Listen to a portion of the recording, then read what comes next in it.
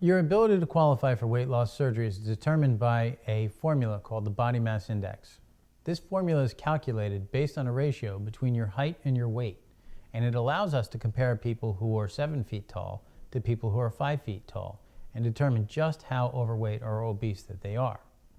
That scale was developed and compared to body indices that were created in 1922, and they were based on a body scale which was a moderate sized body. There are thin sized bodies and there are thicker sized bodies, but the scale which we use today was actually developed by an insurance company in the 1920s.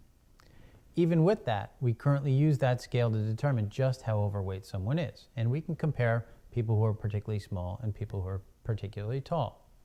The normal body mass index right now is basically between 20 and 25. You are overweight if your body mass index is between 25 and 30. The good news about being overweight is there's no terrible consequences to your long-term health and welfare if you're in that category. When your body mass index goes between 30 and 35, you are now in the category of obese, and you have a 30% decrease in your overall life expectancy relative to somebody who's the same age and with the same medical problems who's in the regular category or the overweight category. As you go from the threshold of 35 to 40, you add another 30% of risk relative to those other people, but you become into the category of morbidly obese, and you will qualify for surgical intervention related to your obesity with a body mass index of 35 and a medical problem that's associated with your obesity. A body mass index of 35 is roughly equivalent to about 70 to 75 pounds over ideal weight. When your body mass index threshold goes over 40, you are super obese. And under that circumstance, you're approximately 100 pounds over your ideal weight. You don't even have to have an associated medical problem associated with that body mass index to qualify for surgery, because you are so overweight at that point that the likelihood of ever getting out from under that additional weight is almost zero statistically.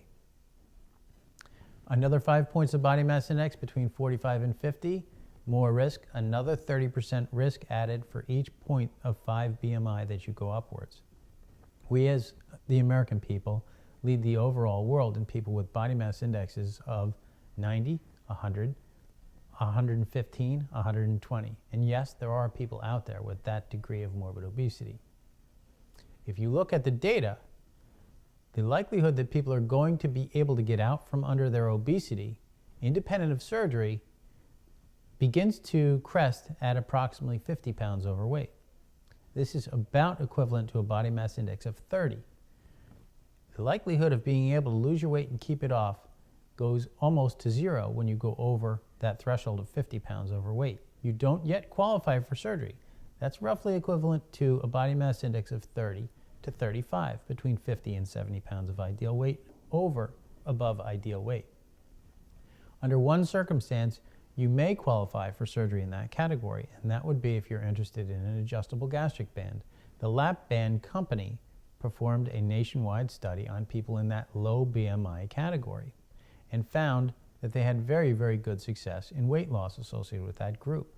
The data was collected after 3 years and submitted to the FDA, and the FDA thought that the data was good enough that the procedure should be widely available to anybody with a body mass index between 30 and 35 and a medical problem associated with that weight. Unfortunately, the insurance companies didn't see it that way and didn't want to pay for the surgery. So under the circumstances that people have that body mass index between 30 and 35, they can ask to be approved to undergo a lap band procedure. And under the circumstances that someone comes into our office who's interested in that, we go through the insurance process to try to help them.